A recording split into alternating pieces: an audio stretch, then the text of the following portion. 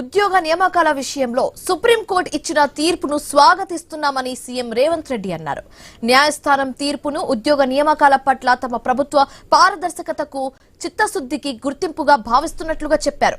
10 ఏళ్ల కాలం వెళ్లదీసిన గ్రూప్ 1 అభ్యర్థులకు ఇది పెద్ద ఊరటగా ముఖ్యమంత్రి స్పష్టం చేశారు. ప్రజాప్రభుత్వం వచ్చిన వెంటనే నోటిఫికేషన్ ఇచ్చి పరీక్షలు నిర్వహించిందని చెప్పారు.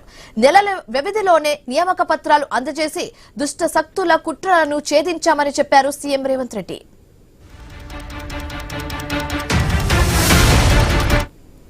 రాష్ట్ర పునర్నిర్మాణంలో తొలి గ్రూప్ 1 అధికారులుగా యువతను భాగస్వామ్యాలను చేశాము అని చెప్పారు ముఖ్యమంత్రి. టీజీపీఎస్పీ వ్యవస్థను ప్రక్షాళన చేసి నిరుద్యోగ యువతకు వ్యవస్థ పట్ల విశ్వాసాన్ని పునరుద్ధరించామని కూడా చెప్పారు.